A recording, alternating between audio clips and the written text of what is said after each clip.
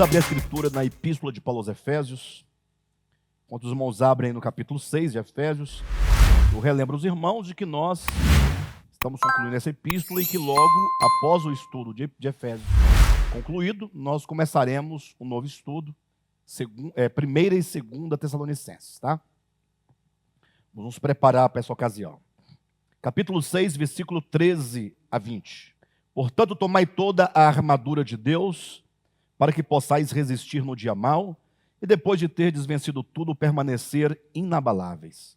Estai, pois, firmes, cingindo-vos com a verdade, e vestindo-vos da couraça da justiça. Calçai os pés com a preparação do evangelho da paz, embraçando sempre o escudo da fé, com o qual podereis apagar todos os dardos inflamados do maligno. Tomai também o capacete da salvação e a espada do Espírito, que é a palavra de Deus, com toda oração e súplica, orando em todo tempo no Espírito, e para isto vigiando com toda perseverança e súplica por todos os santos, e também por mim, para que me seja dada no abrir de minha boca a palavra, para com intrepidez fazer conhecido o mistério do Evangelho, pelo qual sou embaixador em cadeias, para que em Cristo eu seja ousado para falar, como me cumpre fazê-lo. Amém? Muito bem, amados. Estamos já há algum tempo, falando sobre essa batalha espiritual, lembrando que muito maior do que a batalha contra o vírus, o coronavírus, é a batalha espiritual contra as nossas almas, Esse vírus do anticristo, esse vírus, nós estamos aqui usando uma metáfora, evidentemente, que procura nos contaminar primeiramente as nossas mentes, e então as nossas consciências, e então os nossos corações, para fazer morrer eternamente a alma humana. Então, é importante que nós atentemos para o falar de Paulo em Efésios capítulo 6, que nos dá um caminho, que nos orienta o modo como nós podemos, nessa batalha, nos livrar nessa batalha espiritual, ou ter o nosso coração, nossa consciência, nossa mente guardada contra todas as ciladas, contra todas as artimanhas, contra os ataques do maligno contra nossas vidas, E já apresentamos aqui, como o apóstolo Paulo faz, na metáfora de uma armadura, já falamos sobre várias partes dessa armadura, e hoje queremos compartilhar com os irmãos o que está no versículo 17, na parte B, quando diz que nós devemos tomar a espada do Espírito, que é a palavra de Deus. Como nós falamos no final da mensagem anterior, da última quarta, de todas as partes dessa armadura, com a qual nós devemos nos revestir, a espada do Espírito, no caso que é a palavra de Deus, ela é a única arma ofensiva dessa armadura, é a única parte da armadura, ou pelo menos dessa armadura que reveste, Se bem que a espada não reveste o soldado, mas é uma arma que lhe é dada, que é uma arma ofensiva. A Escritura nos fala sobre as armas defensivas e as armas ofensivas, as armas da direita e as armas da esquerda. As armas da direita são as armas ofensivas, as armas da esquerda são as armas defensivas, Ou seja, as armas com as quais nós podemos nos defender, mas também tem uma arma com a qual nós podemos atacar o inimigo. E essa arma é, como diz aqui no versículo 17, a espada do Espírito. Mas só para os irmãos entenderem, basicamente, nós vimos que o cinturão, ele equivale à verdade. Então não se refere a um cinturão, Mas o cinturão apenas traz a ideia de que a verdade, enquanto o cinturão, é aquilo que nos restringe. A verdade é que nos restringe. E nós vimos também que, por exemplo, nós temos a couraça, como é que diz aqui? A couraça, A couraça que se refere à justiça. Nós vimos o escudo que se refere à fé. vimos as sandálias que se referem ao Evangelho, vimos o capacete que se refere à salvação, e agora nós temos a espada que significa e que se refere à palavra de Deus. Então veja que a palavra de Deus deve estar conosco enquanto uma arma ofensiva. E aqui é preciso que nós resgatemos e até entendamos um pouco acerca dessa questão da batalha e também sobre essa arma ofensiva.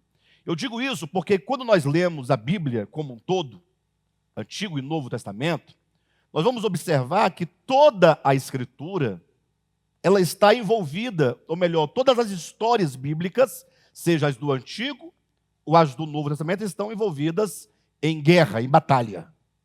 É difícil você ler algo da Escritura e que não envolva uma guerra, que não envolva uma batalha. Agora, é interessante notar que em todo o Antigo Testamento, as batalhas que nós encontramos, sobretudo as batalhas que foram realizadas em nome do Senhor dos Exércitos, né? Em nome do Senhor, meu Deus é a minha bandeira, e etc e tal, conforme elas foram descritas na Escritura, elas eram supostamente batalhas entre nações. Ou para ser um pouco mais específico, eram nações entre homens e homens. Entre homens de uma nação e entre homens de outra nação. Vocês entendem isso?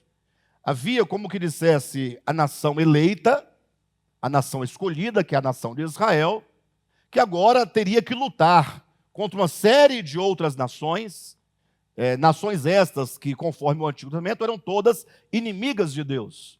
Então nós vemos a batalha renhida em todo o Antigo Testamento, sobretudo ali nos livros de Êxodo, né? Ainda em Êxodo, tem algumas batalhas de Moisés ali no deserto, depois nós temos as batalhas de Juízes, as batalhas em Josué, depois em Josué, Juízes, temos batalhas nos livros dos reis, muitas batalhas, né? Mas o interessante é que quando nós entramos para as páginas do Novo Testamento, essas batalhas entre as nações, elas desaparecem cabalmente. Não há mais batalha entre nações no Novo Testamento. Pelo contrário, todo o ensinamento do Novo Testamento é que nós não devemos lutar contra os nossos adversários. Ou seja, o Evangelho, ele nos diz que nós não devemos lutar contra os nossos adversários, mas nós devemos orar por eles e abençoá-los, não é? Olha, aí, na verdade, numa primeira leitura superficial, gera um choque de entendimento. Porque o indivíduo leitor, despreparado, vem lendo ali o Antigo Testamento, quando ele chega em Mateus, ele está banhado de sangue, né? Com as vestes todas salpicadas de sangue, as mãos sujas de sangue. Aí ele se depara com o primeiro sermão de Jesus, que diz: bem-aventurados os mansos, porque os mansos herdarão a terra. E o indivíduo vinha de Gênesis, Êxodo, Levítico, Números, Deuteronômio, Josué, Juízes, Ruth, Samuel, Reis, Crônicas, Neemias, Esté, Jó, Salmos, todo banhado de sangue, para agora se encontrar com Jesus, e no Sermão da Montanha, que é o primeiro sermão público de Jesus, ele então simplesmente falar: olha, quem vai herdar a terra são os mansos. E aí imagine só se esse modo como eu coloquei, como eu representei esse quadro, pudesse ser verdadeiro, do ponto de vista da experiência. Entenda, imagine que se um leitor, vivendo na história, evidentemente isso não é possível, né, queridos? Mas vivendo na história, chegasse com as mãos ensanguentadas, conforme o Antigo Testamento reza, conseguisse encontrar Jesus, e Jesus dissesse: eu sou o Messias, prometido no Antigo Testamento, eu sou o cumprimento da lei, dos profetas e dos escritos, que são os salmos. E a palavra que eu trago do Pai Celestial, em graça e em realidade, é que só vão possuir a terra os mansos. O indivíduo perguntasse: mas quem são esses mansos e como são esses mansos? Jesus respondesse: os mansos são os cidadãos do reino dos céus. E ser manso implica em natureza, uma natureza mansa, que não lança na face do outro o mal que ele cometeu, que não paga o mal com o mal, né? Pelo contrário, é aquele que ora e que abençoa todos os seus adversários. Não criaria um impacto muito profundo na vida dessa pessoa se esse quadro aqui descrito pudesse acontecer empiricamente ou pragmaticamente? Sim ou não? Bem, mas embora não seja possível acontecer nesse plano pragmático, mas é possível acontecer no entendimento do leitor. Porque o leitor vem lendo as Escrituras e tal, quando ele chega em Mateus, ele espera pelo menos uma continuidade. Mas não, há uma interrupção. O Evangelho, ele cria uma interrupção. De maneira, então, que é possível que alguém, ao ler as Escrituras, possa eventualmente acusar o Antigo Testamento, no sentido de afirmar que o Deus do Antigo Testamento não pode ser o mesmo Deus do Novo Testamento, porque o contraste é muito grande.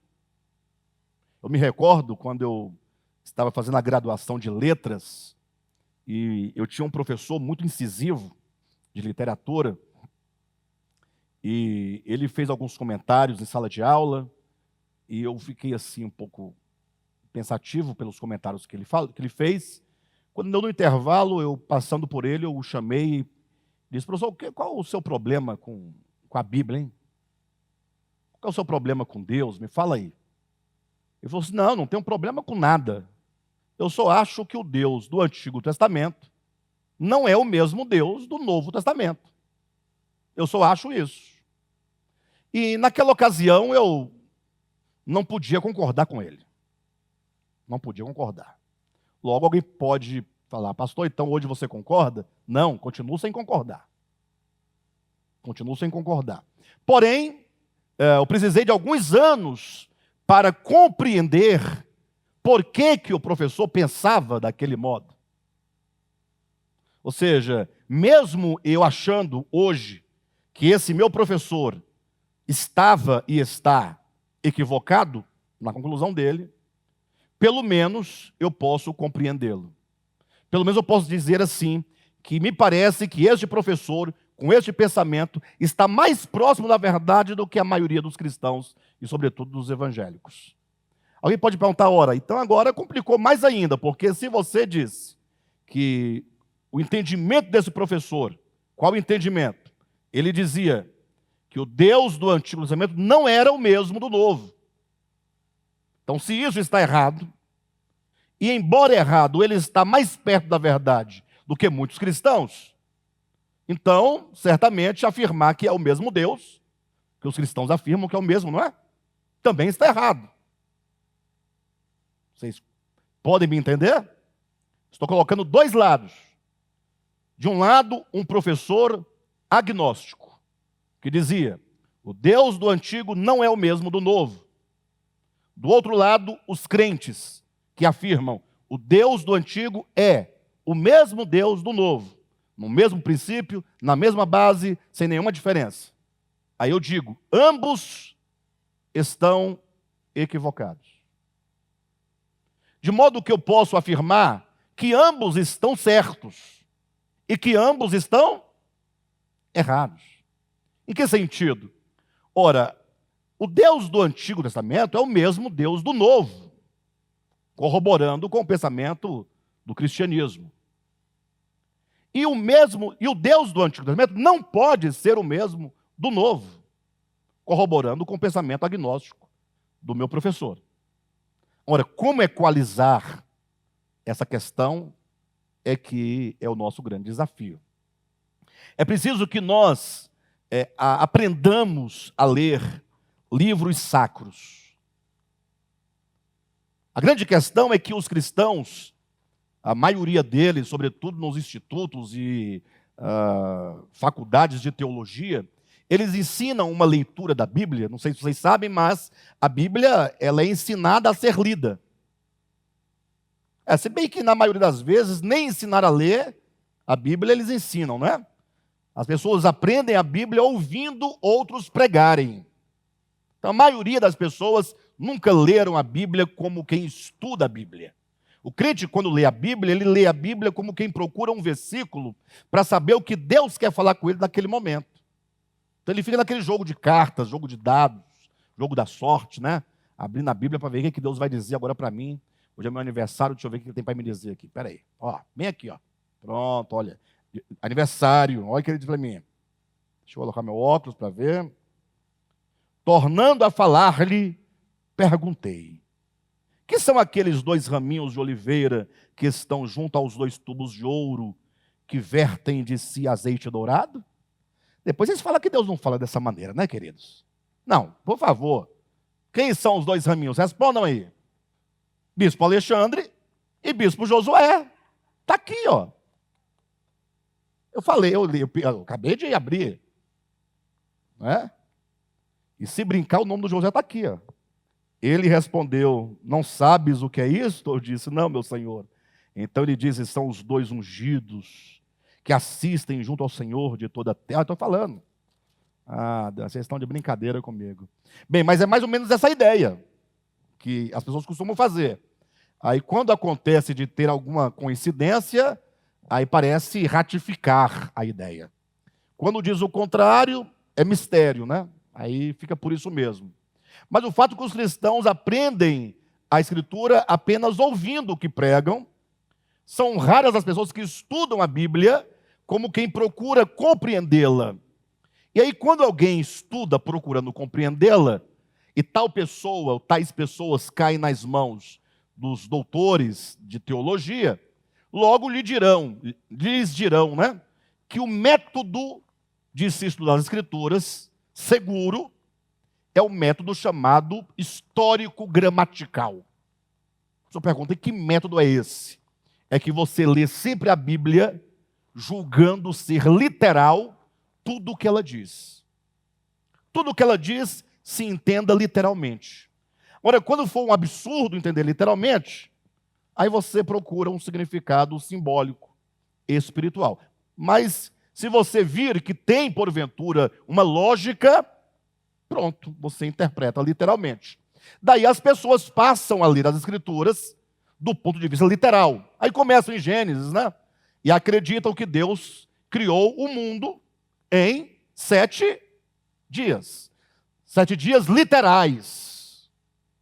E aí, para quem acredita nessa leitura literal, de dias literais, vai ter que chegar no capítulo 7, e falar: puxa, até que enfim, Deus precisava de um dia de descanso, porque Deus estava cansado. Até vir Isaías, no capítulo 41 do seu livro, dizer que Deus não se cansa e nem se fatiga. Não é achar que Deus, ao criar o homem, Deus tenha descido ao rio, tenha agachado, levantado as orlas das suas vestes, pego ali argila e feito um bonequinho, furou o narizinho, os ouvidinhos, né? E tudo certinho, e soprou, né? Pastor, mas é assim que está escrito. É, mas está escrito assim por causa de você, que você é humano, limitado e tonto. É, porque se fosse para escrever a criação no Novo Testamento, já não seria deste modo, pela própria evolução da consciência humana e do discernimento que a própria lei e os profetas trouxeram ao longo de 1500 anos, de Moisés até o Novo Testamento. Vocês entendem perfeitamente? Então, assim, o Antigo Testamento precisa de ser lido com cautela. Interessante que há muitos outros livros sacros, para quem não sabe. Para quem acha que é só a Bíblia que supostamente seja um livro de inspiração, um livro de orientação, um livro de revelação. Mas em várias outras culturas, em vários outros tempos, você vai encontrar livros também sagrados. E todos os outros livros sagrados são lidos pelos seus profetas, pelos seus gurus, pelos seus mestres, não sei como se diz, mas eles entendem que essas guerras que são descritas em todos os livros sagrados tem guerra. Não é só a Bíblia, não. Ah, porque a Bíblia tem muita guerra, é um livro... Não, não. Todos os livros sagrados também estão repletos de guerra. A grande questão é como você ler esta batalha. É como você ler o significado dessas guerras. Então, olhando para outros horizontes de outros livros sacros, nós vamos encontrar depoimentos de pessoas que leem, estudam e conhecem esses livros e dizem: olha, todas essas batalhas aqui descritas nunca jamais podem ser conferidas ao homem contra o homem.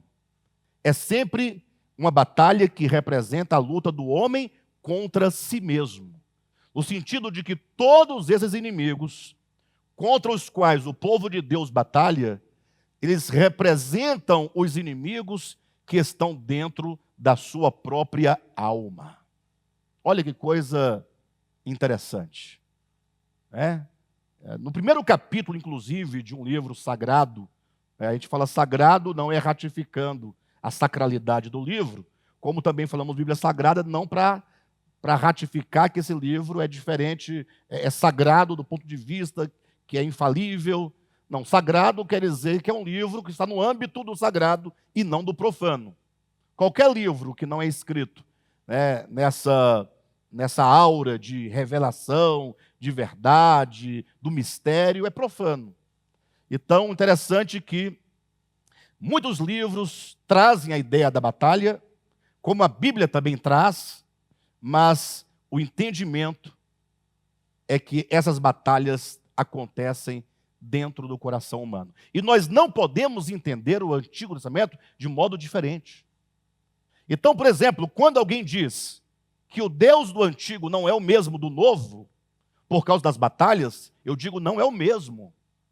E quando você lê que Deus manda matar, manda degolar, manda matar inclusive até os próprios animais e nada deixar na terra, você precisa ler esses relatos compreendendo no âmbito da revelação.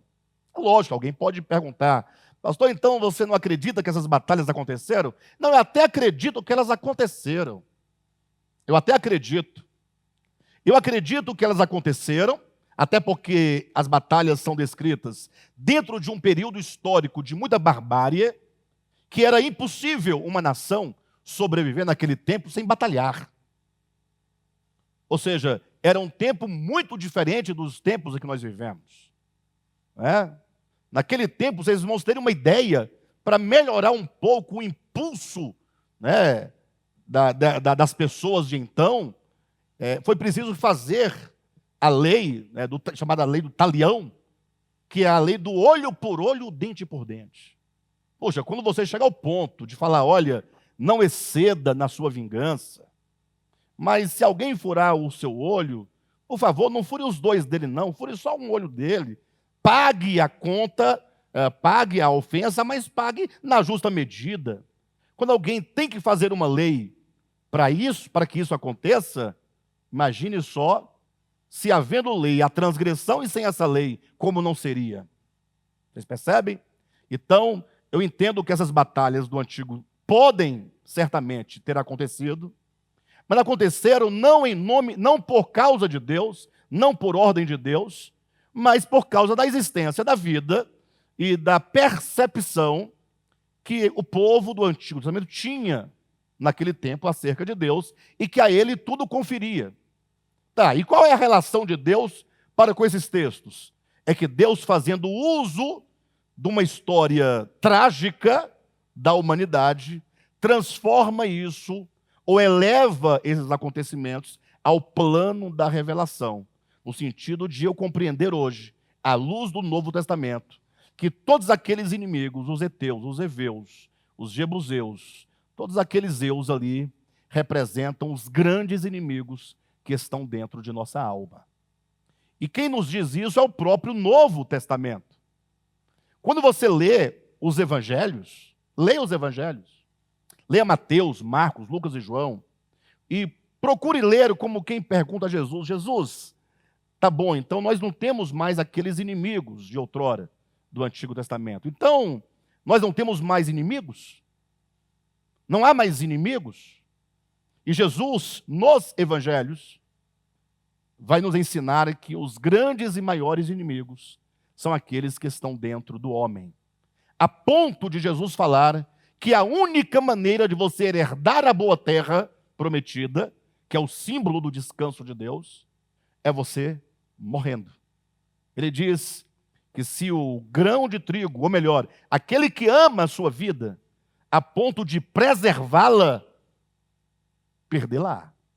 Mas aquele que nesta batalha perde a sua vida, no campo de batalha faz essa vida sua do ego morrer por causa do evangelho, ele ganha a vida eterna.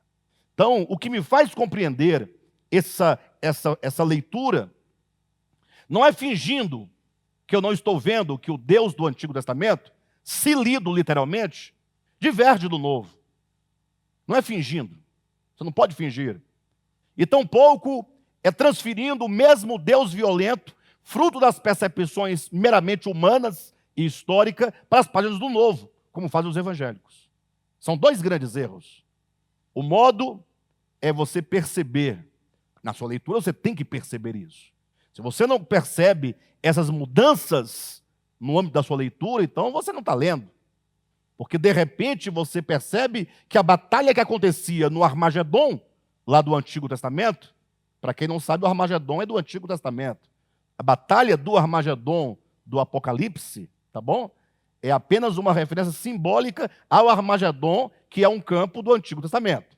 Tá bom? Só para os irmãos não ficarem na internet assim, Armagedon é do novo, não é do velho, não. Então, para não ficar assim, eu aviso logo. Então, é só você perceber que essas batalhas que aconteciam nos campos, aqui no Antigo Testamento, são transferidas radicalmente para dentro do coração do homem no Novo Testamento. O que me faz compreender que se o Antigo Testamento é uma sombra e o Novo é a realidade, então a sombra me diz que há muitos inimigos perversos que devem ser destruídos sem que nenhum fique vivo. A terra tem que ser limpa completamente. E a realidade diz, e esse campo é o coração humano, e esses inimigos estão dentro da alma humana. Então, nessa batalha que nós enfrentamos, nós temos que saber que dentro do homem há muitos inimigos a serem vencidos. Razão porque nós temos uma espada do Espírito com a qual lutar, com a qual desferir golpes. Porque agora você imagine, eu não sei se vocês, quando leem, fazem esse exercício, né? Mas imagine só que quando eu estou lendo a Bíblia, eu leio um texto como este. Tomai também a espada do Espírito, que é a palavra de Deus. E agora eu estou lendo aqui que nós estamos dentro de uma batalha espiritual. Eu fico perguntando para mim mesmo, né? Ora, como é que eu posso, na prática, na minha experiência, usar a palavra de Deus nessa batalha? Vocês entendem? A pergunta que eu faço. Lógico, os cristãos, de um modo geral, têm a resposta na ponta da língua. Eles vão dizer, não, você precisa deixar o Salmo 91 aberto na sua sala, no seu escritório. Você coloca um Novo Testamento lá no porta-luva do seu carro, dentro da sua bolsa. Aqueles crentes mais, os neopentecostais, vão dizer, não, você tem que agora começar a declarar e declamar a palavra para o diabo. Então você chega em casa, se as coisas não vão bem, se porventura Satanás está lá destruindo seu casamento, destruindo os seus filhos, destruindo sua família, destruindo sua vida financeira, você começa a orar o Salmo 91 e expulsar o demônio. Diga, demônio! Chega em casa com as mãos levantadas e começa. Aquele que habita no esconderijo do Altíssimo e descansa à sombra do Onipotente, diz o Senhor, Ele é o meu refúgio, o meu baluarte, Deus meu, em quem eu confio. Aí você faz isso, é o que vão dizer, né? Inclusive, me recordo agora que de uma situação de um irmão, na época, muito fervoroso. Hoje ele está desapontado de tal forma com essas coisas que não consegue mais servir a Deus. Está desapontado, né? E aí ele não acompanhou o processo da revelação de Deus, ficou no tempo da infância, hoje não dá conta mais de caminhar. De todo modo, na época, ele muito entusiasmado, chamaram ele para expulsar um demônio. Aí ele foi, todo animado, com a Bíblia, ele fez uma capa de PVC na Bíblia dele, era todo diferente, irmão. Chegou lá, estava o demônio.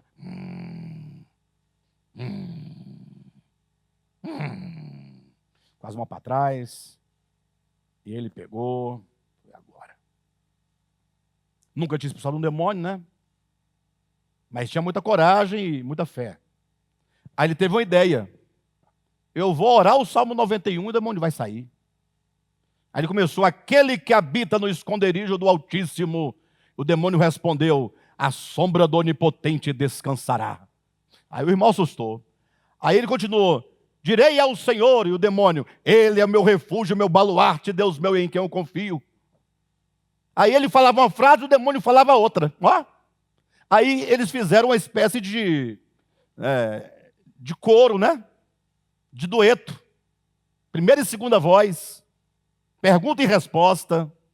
E o demônio ficou lá, porque ele falava, o demônio não discordava de nada. O irmão se esqueceu que foi com o Salmo 91 que o capeta tentou Jesus no deserto da tentação. Ele esqueceu que o demônio não tem medo da letra que mata. O próprio demônio sabe que quando o crente toma a letra pela letra, o destino dele é morte. Então, inclusive, fazer o crente tomar a letra da Bíblia pela letra é um dos artifícios do demônio. O crente ficar todo feliz na letra, da letra, pela letra, procurando um versículo para acusar o irmão aqui, para julgar o outro, para se dar bem aqui, para derrubar o outro ali. O demônio está feliz. O que o demônio não quer é que o crente toque no espírito da palavra. Porque no momento que você tocar no espírito da palavra, você vai experimentar libertação.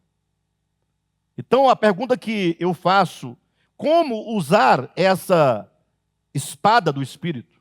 De que maneira eu posso instrumentalizar isso?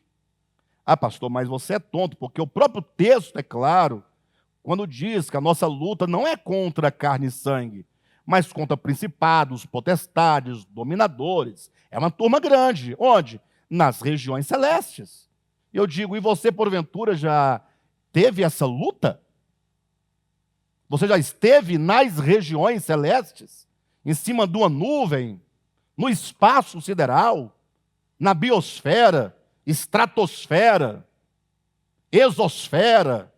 O que mais? Já esteve lá lutando com principados, potestades, dominadores? Fala para mim em nome de Jesus. Eu sei que vão me chamar de incrédulo. Ah, você é incrédulo. Não, mas eu não posso acreditar numa coisa que fica apenas num dogma. Eu tenho que saber como funciona. Agora, eu sei, conforme a própria Escritura diz, como eu sou tentado e como eu sou derrotado, porque eu já fui tentado várias vezes, já fui derrotado várias vezes, já me ergui várias vezes, e eu sei, portanto, como acontece essa batalha na minha experiência. Tiago vai dizer que nenhuma tentação provém de fora do homem. Tiago, na sua epístola, diz que todo homem é tentado pela sua própria cobiça. E aí ele desenvolve todo o processo orgânico de formação, desde a tentação até o pecado. Ele diz que, primeiramente, começa, como ele diz, que todos nós... Vamos ler o texto que fica melhor, né? Fica mais... Capítulo 1 de Tiago. Pode abrir aí, na sua Bíblia. Versículo 13. Ninguém, ao ser tentado, diga: sou tentado por Deus. Porque Deus não pode ser tentado pelo mal, e Ele mesmo a ninguém tenta. Ao contrário, cada um é tentado pela sua própria... Cada um é tentado pela sua própria... Ou seja, você não pode nem dizer que a culpa é do outro. Pode nem dizer: não, é porque estava morrendo. Não tem essa ideia? De um objeto que o camarada foi tentado e acabou levando um objeto. Não, porque estava morrendo. Tá, então está morrendo, você agora vai roubar, porque está morrendo. Não, é porque a irmã ou a não sei quem não se veste adequadamente. Ou seja, você transfere para o outro a culpa da sua responsabilidade, ou a falta de sua responsabilidade. O texto diz, ao contrário, cada um é tentado pela sua própria cobiça. Olha, ele começa a tecer, portanto, todo o processo do pecado a partir da cobiça, ou seja, de um elemento que está em nós. Esse elemento que está em nós, no primeiro momento, ele é um elemento latente, porque embora você tenha tal cobiça, ou aquela cobiça, porque a cobiça aqui pode ser cobiça por muitas coisas, então você tem uma certa cobiça, essa cobiça não se manifesta toda hora e todo momento, ela está aí, é uma cobiça latente, é um desejo latente, é uma inclinação latente, é uma fragilidade sua latente, é algo que está aí dentro e que você é capaz de, mais cedo ou mais tarde, desenvolver aquilo e chegar ao ponto, né, de cumprir aquele desejo cabalmente. Cada um é tentado pela sua própria cobiça, quando esta o atrai. Olha como ele vai tecendo. A cobiça que é latente, quando esta o atrai, a cobiça que se desperta. Então, a cobiça que está latente, num dado momento, ela acorda e fala: opa, ó, observa, você está vendo? Se liga, é a sua oportunidade, é a sua chance. Bobagem, Deus não liga para isso. Não, não é pecado. Não, ninguém vai ficar sabendo. Ah, bobagem. Rapidinho, só uma vez. Então, a cobiça latente, quando esta o atrai, é a cobiça que desperta. Ela acorda num dado momento da sua experiência humana. Então, a cobiça, ou melhor, cada um é tentado pela própria cobiça, quando essa o atrai e o seduz. Quando ela atrai, é quando ela se desperta. Quando você se vê diante do objeto desejado. Agora, ela seduz. É quando você se sente agora atraído. Ah, mas quando ela se desperta, já não estou atraído, esse atraído é quando você começa a pensar na possibilidade de. Começa a pensar, poxa, acho que vai rolar. Pode rolar, desde que seja bem feito o negócio. Quando essa o atrai e o seduz. Então a cobiça, depois de haver concebido, ou seja, no coração, ela completa todo aquele ciclo e se torna agora uma determinação, uma decisão que, embora ainda não executada, mas já está determinada no coração. E quando diz aqui o termo concebido, essa é a expressão que mais dá ao texto e a ideia da tentação em seu processo, essa ideia do aspecto orgânico, concebido. O pecado é algo que se concebe. Entenda, conceber, até porque a próxima linha fala dar à luz ao pecado, e, portanto, conceber aqui deve ser compreendido com o sentido de uma gestação. Quando, por exemplo, o espermatozoide se funde ao óvulo, estou falando aqui de uma gestação, de uma concepção natural, entre um homem e uma mulher, não é? E ali, então, quando aquele espermatozoide se funde com o óvulo, né? Ali se diz que houve o quê? A concepção. Fecundou. Concebeu. Agora tem o processo do desenvolvimento, até que aquela criança gerada no útero de uma mulher venha à luz. Daí se diz, essa mulher deu à luz. Tem ideia metafórica melhor para traduzir o que se diz sobre o aspecto orgânico da tentação? Então, onde é que as coisas acontecem? Puxa, é aqui dentro de mim que tudo vai acontecer. O campo de batalha é dentro do coração e da mente humana. Não adianta o camarada, ele trai a esposa, ele mata uma pessoa, ele é um pedófilo, ele faz isso, aquilo, outro, depois diz, não, foi o demônio que me tentou. Para de bobagem. Se bem que tem muita gente que ainda acredita nisso, né? Eu não acredito nessas coisas, absolutamente. Bem, de todo modo, nós precisamos compreender isso. Enquanto você e eu, cada um de nós, não assumir a responsabilidade sobre si mesmo e compreender quem nós somos, compreender os processos psíquicos e também do coração, da nossa alma, como essa batalha acontece, compreender que quando a Bíblia diz as regiões celestes, aqui, não é o céu, mas é uma região, é uma dimensão espiritual dentro do homem. Porque o que acontece? Para o homem ser tentado pelo demônio, de duas uma, ou o demônio vem e o tenta no plano físico e material, por meio dos 5 sentidos, o que eu nunca vi. Alguém já viu um demônio chegar? Cádimo, agora eu vou tentar você. Já viu? Eu nunca vi. Alguém aqui já foi tentado? Ninguém foi tentado? O Alan já foi tentado alguma vez?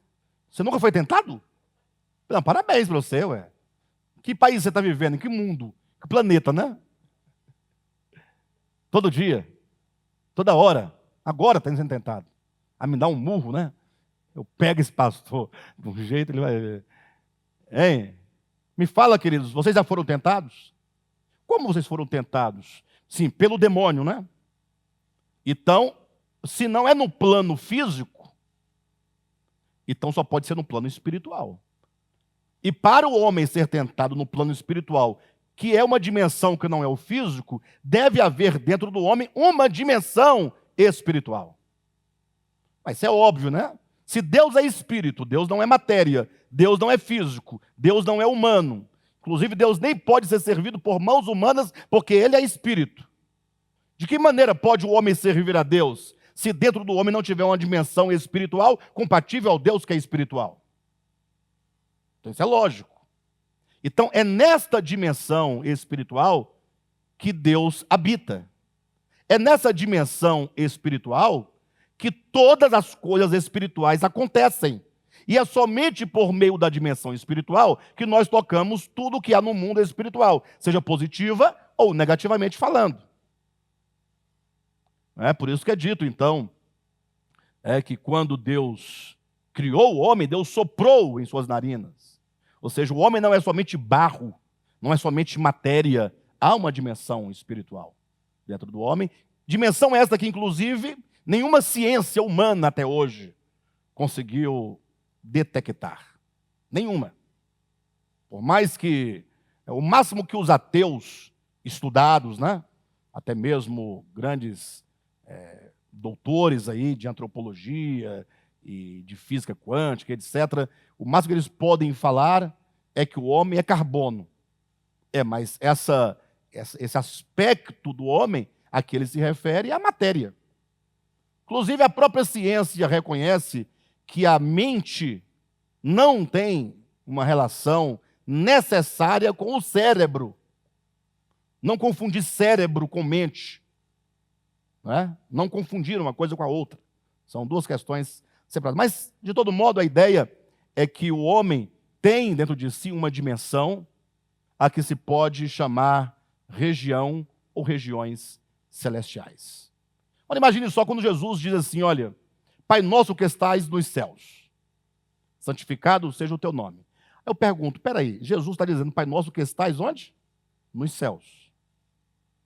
Aí o leitor desavisado, novamente, o leitor cândido, ele fala, puxa, o Pai nosso que está nos céus, onde será esses céus, né? Aí ele começa a projetar agora um Deus transcendente, que de tão transcendente, esse Deus não pode ser imanente.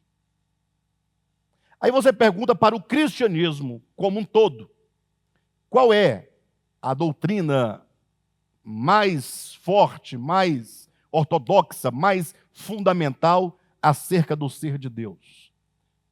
Qualquer estudante de teologia de primeiro semestre vai responder, ora, é a onipresença de Deus, a onisciência de Deus e a onipotência de Deus.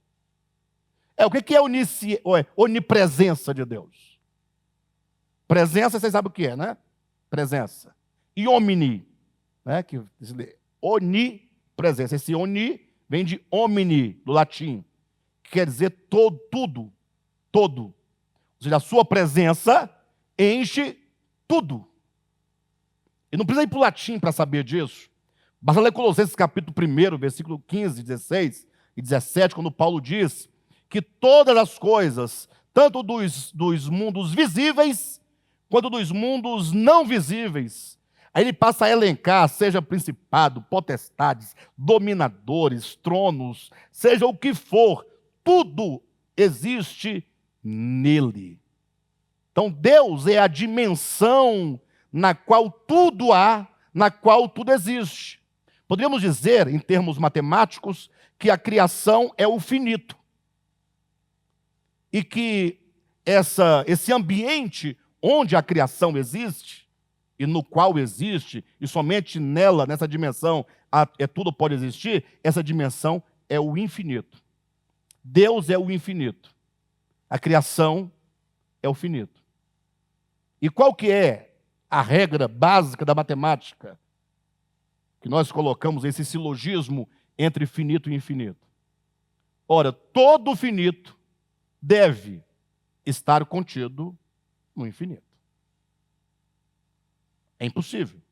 E o finito, porque é infinito, ele deve estar imanentemente em tudo que é finito.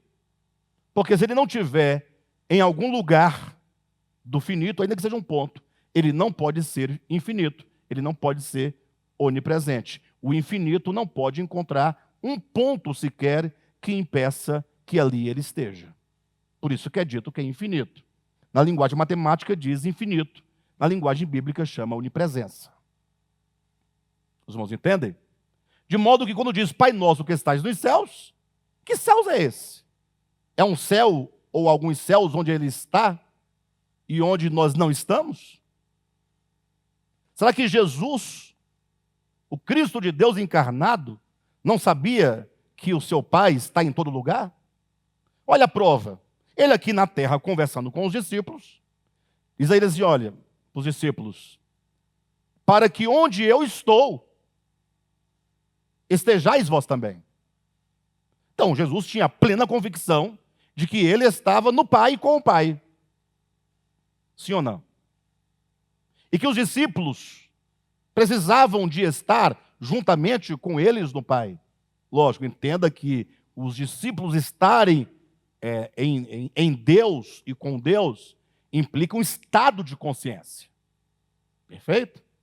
Olha outro texto. Jesus fala para os, agora, escribas e fariseus, o reino de Deus está dentro de vós. Sabia ou não sabia Jesus da onipresença de Deus? Então, esses céus a que faz referência na oração do Pai Nosso, na verdade, se você não puder entender imediatamente como todo onde Deus está, você pode pelo menos entendê-lo como uma dimensão dentro do homem, chamada regiões celestiais. E é, portanto, nessas regiões, onde a batalha acontece, é que nós lutamos, e nós usamos, portanto, essa espada do Espírito. Interessante, quando você pega um dicionário bíblico, ou melhor, um léxico do grego, você toma a palavra espada, aqui o grego vai trazer para você o seguinte significado. Essa espada não pode ser entendida como se fosse uma katana. Katana, pode ser katana. Não pode ser uma katana, mas é o que eu queria. Mas tem ainda outro nome mais conhecido. Mas a ideia é que essa espada é uma espada pequena, é uma espadilha, quase que uma adaga. Ou seja, é inviável que você vá a uma batalha onde seu inimigo está à sua frente com um canivete, e ele com uma lança, com um escudo, com tudo. Não faz nenhum sentido. Agora, quando você entende que essa palavra de Deus, que é a espada com a qual você desfere golpe contra si mesmo, puxa vida. Ou seja, quando você desfere golpes contra o seu próprio ego, contra os inimigos da sua alma, alguém pode perguntar assim, pastor, mas como pode alguém usar agora a palavra de Deus como uma espada para desferir golpe contra o seu próprio ego? De que maneira eu posso fazer isso na experiência prática, humana? Aí vamos nos lembrar de um exemplo quando é dito sobre Maria, Maria, mãe de Jesus. Quando então o texto bíblico diz que o anjo lhe disse: olha, Maria, uma espada traspassará o teu coração, traspassará a tua alma. Quando o anjo diz que uma espada haveria de traspassar a alma de Maria, faz referência profética à morte de Cristo. Porque você imagina uma jovem cheia de sonhos, normal, sobretudo naquele tempo. Hoje em dia tem uma coisa esquisita, as mulheres não querem ser mulheres, não querem se casar, não querem ter maridos, a mulher agora, né, não quer mais nada. Algumas, né? Uma boa parte delas. Mas naquele tempo, não. Naquele tempo era uma necessidade social, cultural. E debaixo daquele condicionamento, somava-se a isso o sonho da mulher de se casar. Agora imagine a jovem lá, noiva de José, aguardando o momento. Aparece Gabriel, diz: olha, Deus te escolheu para que você fosse o veículo material, humano, por meio do qual Cristo de Deus virá ao mundo. Como assim? Você vai dar à luz a um filho. E ele será chamado pelo nome de Emanuel, que quer dizer Deus conosco.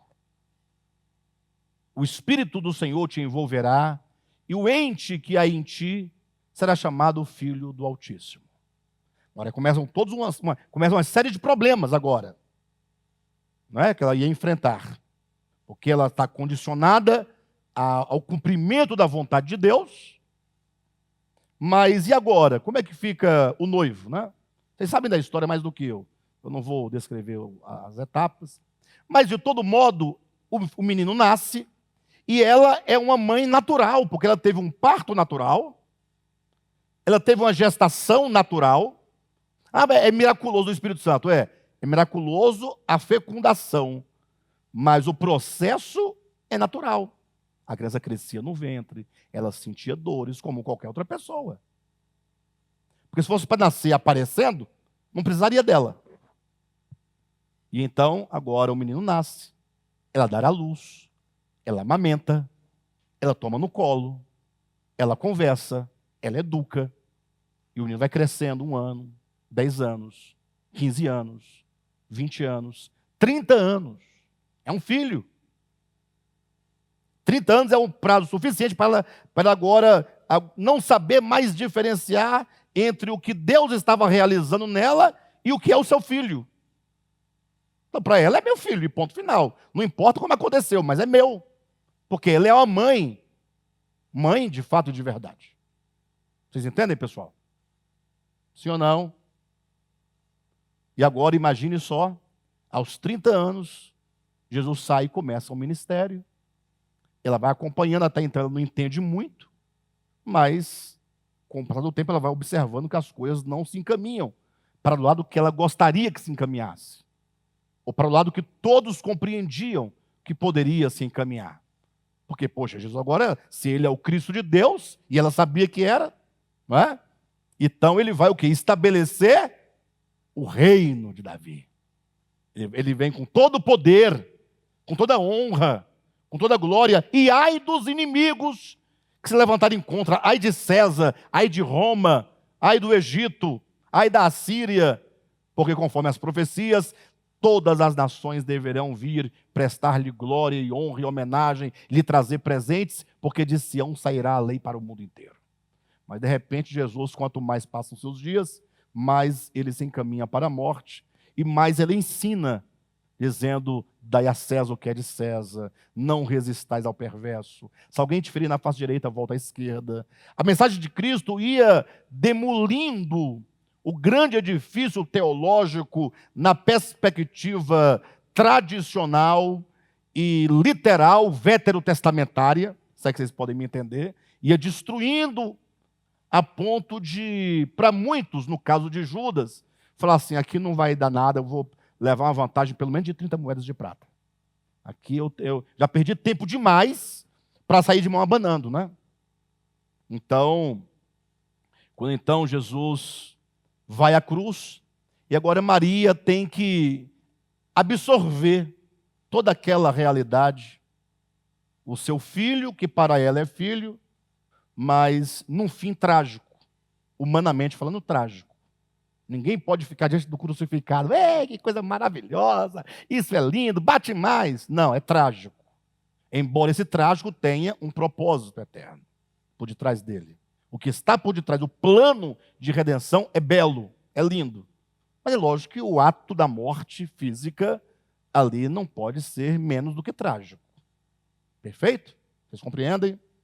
Então, imagina aquele momento, Maria, enquanto mãe, tendo que negar todo o seu sentimento materno, humano, numa plena aceitação da vontade de Deus, desde o nascimento materno até a hora da morte. Uma espada traspassará o teu coração. Tanto no livro de Ezequiel, quanto no livro do Apocalipse, também nos mostra, nos fala um pouco sobre, nos dá o entendimento de que sentido a palavra de Deus, ela pode ser compreendida como uma espada que é desferida contra nós mesmos. A profecia de Ezequiel, ela é relatada também em Apocalipse, capítulo 10. Então, eu vou falar de Apocalipse, é a mesma profecia, vocês vão compreender. É quando, então, o anjo de Deus chega para João, no caso do Apocalipse, e diz: o que você está vendo? Ele fala assim: eu vejo um rolo, eu vejo um livro. E o anjo diz assim: então você agora come esse livro. O livro a que se refere lá em Ezequiel são as escrituras proféticas. Em Apocalipse também são as escrituras proféticas. Come este livro. E é dito: quando você comer este livro, na sua boca será doce como mel. Mas quando você digerir, ele chegar no seu estômago, que passar por todo o processo de metabolização, ele será amargo como fel. Ou seja, a partir do momento que você, que está nessa luta espiritual, nessa batalha espiritual, que já está com todas as partes do teu ser guardadas e protegidas contra os ataques do maligno, com a verdade, com a fé, com a justiça, com o que mais? Com a salvação. Agora é dito, agora você tem que tomar a palavra de Deus. Quando você ouve o Evangelho, queridos, o Evangelho, quando vem a nós, ele vem doce, como mel. É maravilhoso você falar assim: puxa, que coisa mais linda, o Evangelho, de certo modo, ele é lindo. Ele é lindo. Porque a ideia do Evangelho é a ideia da libertação humana em todos os planos de sua existência. É a ideia de que o mal nunca será vencido com o mal. Não se vence o mal com o mal. Saiba, Deus não vence o mal com o mal. Embora o cristianismo tradicional pregue até hoje que Deus vencerá o mal com o mal, e eles não podem negar. Não pode. Porque eles ensinam que Deus fez todo o bem para salvar o homem do mal que eles fizeram. Mas se os homens não quiserem aceitar o bem que Deus fez para salvá-los, Deus tem um mal maior para destruí-los. Não é o que eles pregam, não? Não, numa boa, vamos falar a verdade. Ninguém está aqui para esconder nada. Então, a ideia de que o mal se vence com o mal é mentira. O Evangelho diz: o mal não pode ser vencido pelo mal. O mal só pode ser vencido pelo bem. Essa é a ideia do Evangelho. Quando você começa a compreender, puxa, que maravilha. Gandhi, que não era um cristão do ponto de vista cultural, tradicional, religioso, ele entendeu isso, poxa.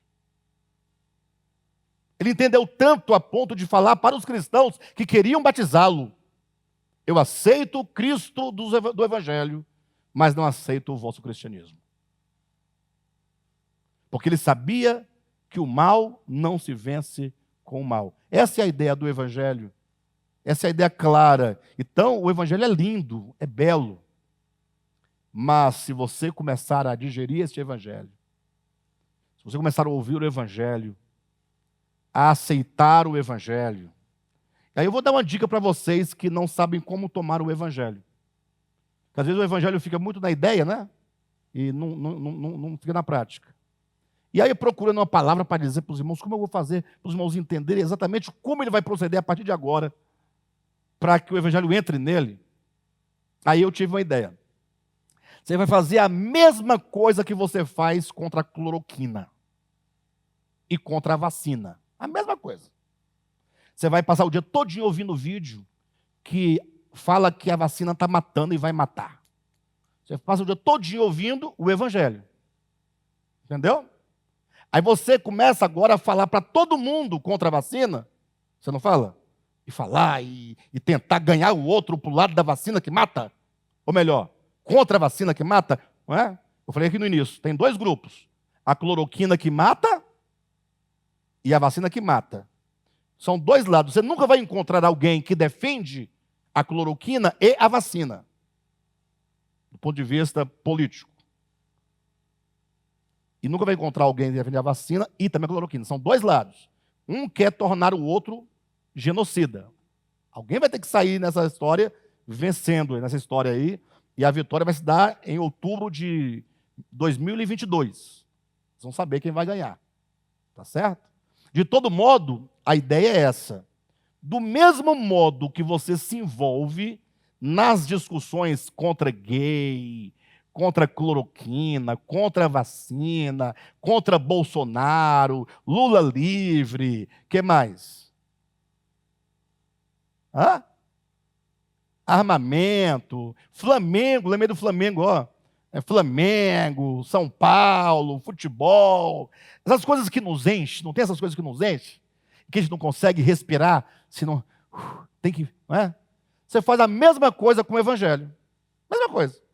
Ouve o evangelho, briga pelo evangelho, ensina o evangelho, fala o evangelho, manda vídeo do evangelho e começa a bater na tecla do evangelho. Logo, logo você vai estar tomado das ideias do evangelho. Bem, eu acho que sim, né? Ou não sei. O difícil é a gente conseguir fazer uma coisa de que a gente não gosta tanto. Ou de que a gente não acredita tanto. Talvez alguém acredite mais no Bolsonaro ou mais no Lula do que no próprio evangelho. Ou não. É algo de se pensar. O que vocês acham? Algo de se pensar.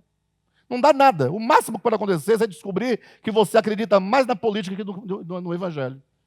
Aí quando você descobrir, fala assim, puxa, eu estava perdendo meu tempo com o evangelho, enquanto eu podia estar envolvido ali com a turma do Lula livre, ó. Lula livre, Lula livre. Bora para Curitiba. Lula livre, Lula livre. Falta-nos o espírito de cidadãos do reino dos céus. Não é? Falta isso em nós. Então, quando você começar a comer o evangelho, ele é doce na boca, porque a mensagem é doce, mas quando o evangelho começar a ser trabalhado aqui no coração, da garganta para baixo, aí você vai ver quão amargo é. Porque o evangelho vai destruindo tudo aquilo que não é Cristo em você. Tudo aquilo que foi forjado ao longo da história humana, tudo que foi sendo acumulado, trabalhado, todas as ideias, tudo aquilo que nos faz pessoas tão desumanas tantas vezes, né? Nos faz pessoas tão longe do que é o evangelho de fato. Então, a palavra de Deus, a espada do Espírito, que é a palavra de Deus, ela vem para aniquilar o nosso ego. Vem para destruir os inimigos que estão dentro de nós. E o exemplo é Maria. E o modo é o comer a palavra. É assimilar a palavra. Assimilar. Veja bem, você tem 24 horas, não tem? Por dia? 24 horas e alguns minutos. Perfeito? Então, imagine você o quanto você se alimenta do evangelho e o quanto você se alimenta de outras coisas. O resultado é claro. Você vai ser exatamente e na mesma proporção daquilo que você se alimenta. Ou mais ou menos. Então, se nós buscamos essa identificação com o Senhor, comecemos, se não conseguimos nos lançar totalmente no Evangelho, pelo menos podemos começar a nos despoluir um pouco de tanta conversa. Aliviar um pouquinho, como se você ligasse um ventilador para algumas ideias que só causam disputas e discórdia, e saindo um pouco. Aí você começa a respirar mais suavemente, mais tranquilamente. Aí você já tem uma vontadezinha pequena, já que você está sem fazer nada mesmo. Não tem muita coisa para encher a cabeça. Então vou ver aqui, vou ouvir uma mensagem aqui um pouquinho. Aí você começa a se aproximar. Irmãos, vamos comer essa palavra, que é espada para destruir o nosso ego. E o modo de você atingir esses inimigos é comendo, recebendo, ouvindo, assimilando, orando a palavra, ore a palavra, e ela fará o efeito necessário. Amém?